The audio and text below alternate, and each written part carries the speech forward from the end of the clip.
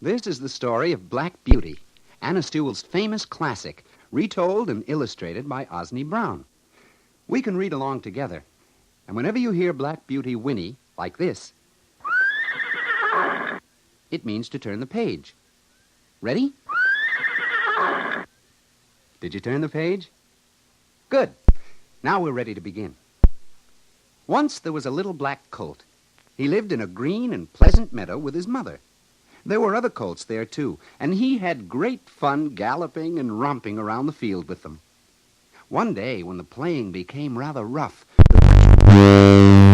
mother whinnied to him and said, "These are very good colts, but they have not learned manners. I hope you will grow up to be gentle and good. Always do your work with a will. Lift your feet up well, and never bite or kick, not even in play." The little colt never forgot her advice. The colt played in the fields until he was full grown. He grew big and strong, with a pretty white star on his forehead, one white foot, and a soft, shiny black coat. One day, Squire Gordon saw how handsome he was and decided to buy him. "I will wait until he's well broken in," he said. The horse's master replied, "I'll break him in myself, so he won't be frightened or hurt." Patiently, he taught the young horse how to hold a bit and wear a bridle. He fed him oats and talked softly to him as he put on the saddle. Then he taught him to carry his master, to wear a harness, and to pull a little cart. When the man from Squire Gordon's came for him, the master said, "Goodbye. Be a good horse and always do your best." Thus, the young horse left his first home.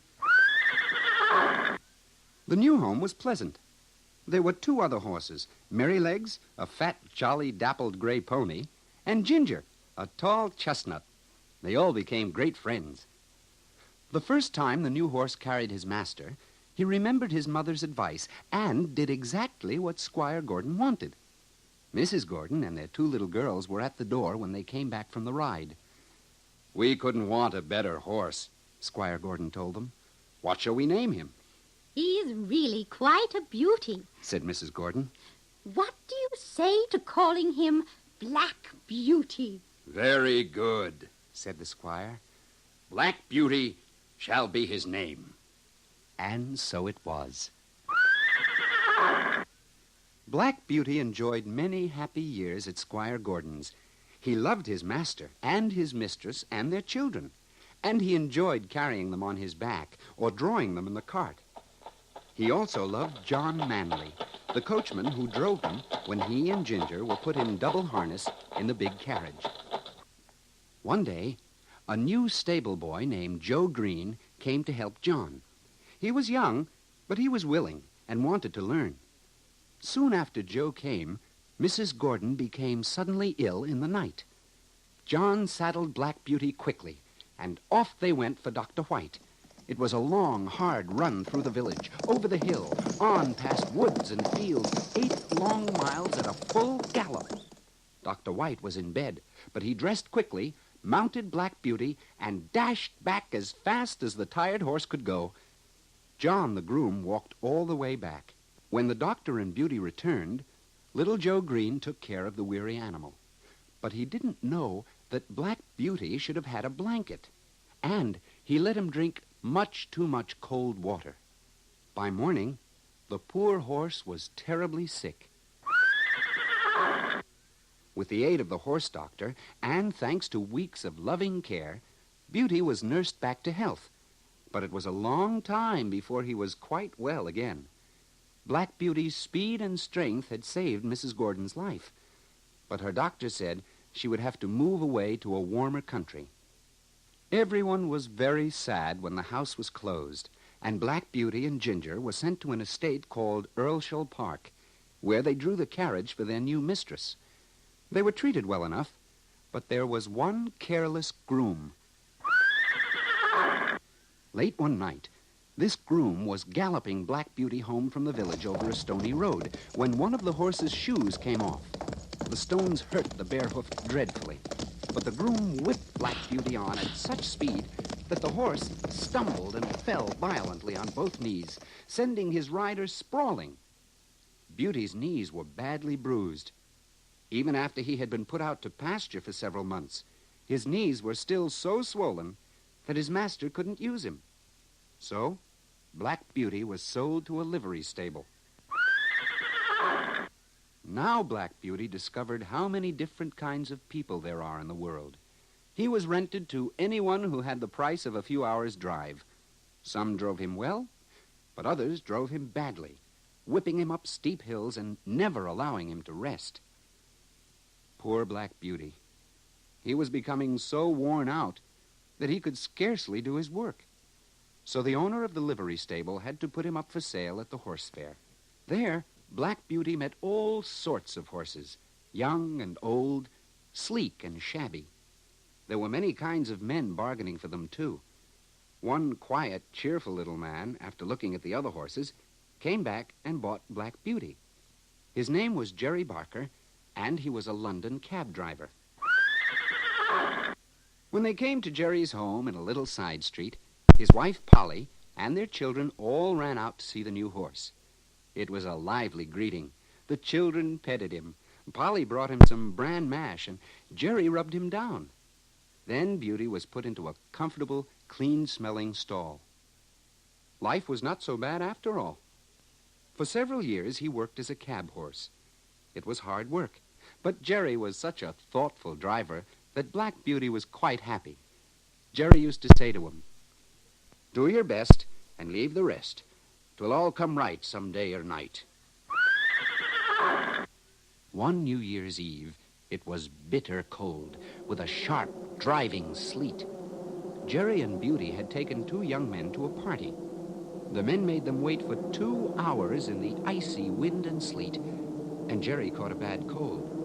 He gave his horse extra care when they got home, but the next day, he was very sick himself. Black Beauty never saw him again. Jerry recovered, but he had to give up his cab and take easier work, so Black Beauty was sold to a baker.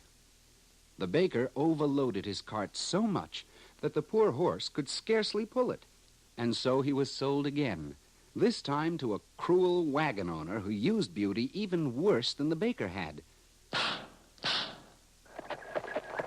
One day, while trying to pull an overloaded wagon up Ludgate Hill, Beauty fell down and couldn't get up by himself. He was helped up and led home.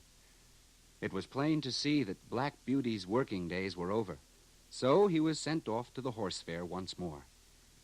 This time, he was bought by a gentleman farmer named Mr. Thorogood, who could tell that Beauty was a good horse who had seen better days. With gentle care, Mr. Thorogood helped him back to health and strength, so that by spring, he was almost as handsome as ever. Then Mr. Thorogood sold Beauty to 3 very nice ladies. When their groom saw him, he said, "That is just like the star Black Beauty had." When he examined him more closely and saw that it really was Black Beauty, he was overjoyed. "Beauty, do you know me?" he cried. "I'm Joe Green, who used to be Squire Gordon's groom." And indeed it was the same Joe Green, grown to be a man. "It won't be my fault if you don't have good times from now on," he said, as he patted the horse happily. And so, Black Beauty's troubles were over at last. The ladies promised never to sell him again, and with Joe Green to care for him, and with pleasant green fields to run in, Black Beauty had nothing to fear. He had a happy home for the rest of his life. The Story of Heidi, Johannes Spyri's famous classic. Pictures by Adolf Treidler. Would you like to read along with us? Fine. When you hear this sound, turn the page. Ready? Did you turn the page? Good. Let's read. High in the Swiss Alps was a little village called Dorfli. It perched halfway up the mighty Alm Mountain. One sunny June day, Heidi and her Aunt Deet were climbing the steep, rocky path that led from Dorfli up the mountain to where Heidi's grandfather, the Almuncle, lived. "You aren't taking the child to stay with the Almuncle?" the villagers exclaimed to Diet. "I must." Diet answered. "Heidi has no parents, and I can't take care of her any longer. Let her grandfather manage for a while." The villagers looked with pity at little Heidi. They knew her grandfather lived alone high on the Alm Mountain, and they were afraid of him. He had heavy gray eyebrows and a bushy beard. If he spoke at all, his voice was gruff. Poor little Heidi. Heidi stumbled along clumsily behind Aunt Diet. Her face was hot and red, and no wonder. In spite of the warm June sun, she was wearing 3 dresses, one over the other, a big red shawl, and heavy shoes and socks. She carried her straw hat. All the clothes that Heidi owned were on her back. As Heidi and her aunt climbed up the steep path, they were joined at a rickety little hut by Peter, the goat herd, and his flock of goats. Heidi noticed how easily the barefoot boy scrambled uphill. Without a word, she took off her shoes and socks and dresses and shawl. Then, in her bare feet and underclothes, she jumped and climbed after the goats as nimbly as any of them. When they finally reached the Almuncle's hut, he was sitting outside, looking down over the valley. "Well," he asked gruffly, "what does this mean?" Aunt Diet explained how he would have to keep Heidi now while she took a job in the city of Frankfurt. Then, fearing the angry look in the old man's eye, she said a quick goodbye and went back down the mountain. Heidi darted around, admiring the wide view of the valley and listening to the wind in the 3 tall fir trees behind the house. "Where shall I sleep, Grandfather?" Heidi asked at last. The grandfather took her into the hut. "Sleep wherever you like," he said. Heidi saw a little ladder going up to the hayloft. Up there, in the sweet-smelling hay, she made her bed. Through a round window, she could look far down into the valley below. "This is a lovely place to sleep." She called down. "I know all about it," the grandfather called back in a gruff voice. But underneath his bushy gray brows, his eyes twinkled. "This child is not lacking in brains," he said to himself. That evening for supper, Heidi had 2 bowls of delicious goat's milk and some cheese toasted in the open fireplace. Then she went up to her hayloft and slept as soundly as if she had been in the loveliest bed of some royal princess. Every morning, Peter brought the goats up the mountain. He would call for the grandfather's 2 goats, and Heidi often went up to the pasture with them. She and Peter would take a picnic lunch. The day passed pleasantly as they played with the lively animals and picked armfuls of wild flowers. Heidi grew very brown and strong and healthy, thanks to this outdoor life. She was as happy as the merry little birds in the trees of the green woods. When winter snows came, Peter no longer brought his flock up the mountain. "Grandfather, will you take me down to visit Peter?" Heidi asked one day. The grandfather bundled her up in a blanket and sat her on the sled in front of him. Then down the snowy mountain they coasted, the grandfather's gray beard flying out behind him. Heidi shrieked with delight. Peter had an old blind grandmother who lived in the rickety hut with him. She was happiest when Heidi could come to visit her.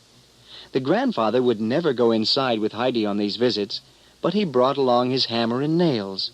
Each time he would mend a shutter or a door, and soon the rickety little hut was made sound and strong. And then one day, Aunt Diet came back. She came to take Heidi to Frankfurt with her. "There is a wealthy family with a sickly daughter there, and they want Heidi to be her playmate," she explained. The grandfather was angry at this. Heidi didn't want to go either, but Aunt Diet said, "You can return soon with some soft white rolls for Peter's grandmother. That will make her very happy." But when Heidi got to Frankfurt, she didn't like it at all. There was no grass, no mountains, no trees, only houses and streets. Clara, a little girl, had to lie on a couch or sit in a wheelchair all day. For her, the days were long and dreary until Heidi came. Heidi was fond of Clara and tried to amuse her. She once brought Clara a basket of kittens. They turned the whole household topsy-turvy, but they made Clara laugh. The girls had their lessons together, and Heidi learned to read at last. She saved all the soft white rolls from her meals, though they grew hard and stale in her closet. Meanwhile, the weeks dragged on in Frankfurt. Heidi grew pale, and her eyes lost their sparkle. She missed her grandfather. She missed All Mountain. She missed Peter and the old grandmother and the frisky goats in the high pasture. Finally, Clara's father saw how homesick the child was. "Heidi, do you want to go home to your mountain?" he asked. Yes, oh yes, The little girl cried. So she returned to the grandfather on the All Mountain. But she came back with presents for everybody. And later, Clara was brought in her wheelchair to visit Heidi and the grandfather. The meals of goat's milk and cheese were the most delicious Clara had ever tasted. And never had she slept so well. The grandfather made a second bed of hay in the loft next to Heidi's. At night, both of the girls would look at the starry sky through the little round window, and they would fall asleep to the sound of the wind roaring through the 3 fir trees. The grandfather took good care of Clara, and she grew strong and rosy, too. Only Peter was unhappy, for Heidi had no time to play with him anymore. One morning, Peter did something dreadful. He took the empty wheelchair and pushed it down the mountain, so that it broke into hundreds of pieces. "Now," he thought, "Clara will have to go back to Frankfurt, and I will have Heidi for my playmate again." But when the grandfather carried Clara outside, he thought the wind had blown the chair down the mountain. oh, Wailed Clara. now I will have to go home, for I have no chair. Heidi tried to think of some new plan. If only you could walk. She coaxed, and she made Clara stand up while she held Clara's arm. Now just stamp your feet down and try. She pleaded. Peter, who was feeling sorry about the wheelchair, came and helped too. And Clara dared to take one firm step upon the ground, and then another, and another. I can, Heidi. Oh, I can. See, I can take steps one after another. I can walk. And even the grandfather came running to see the wonderful sight that had made them all so happy. When Clara's father arrived to take her home to Frankfurt, there was a marvelous surprise in store for him. Coming toward him from the hut was a tall girl leaning on little Heidi. His Clara was walking. "This is a joy to me, child. This is a great joy to me," the father cried. "Heidi, you have been such a help. Will you come back to Frankfurt to live with us?" But Heidi clung to the grandfather. I don't ever want to leave my mountain again. She said. So Clara's father promised that instead, Clara should come back every summer and visit on the Alm. "And now," he said, "it is time for us to go." Heidi and the grandfather waved goodbye. Then, hand in hand, they turned happily toward their hut, which was all golden in the setting sun. That night, Heidi was very joyful as she climbed up to her bed. She had seen all the mountains and cliffs glowing in the sunset. She had heard the fir trees roaring in the wind. She was at home forever, high on her beloved mountain.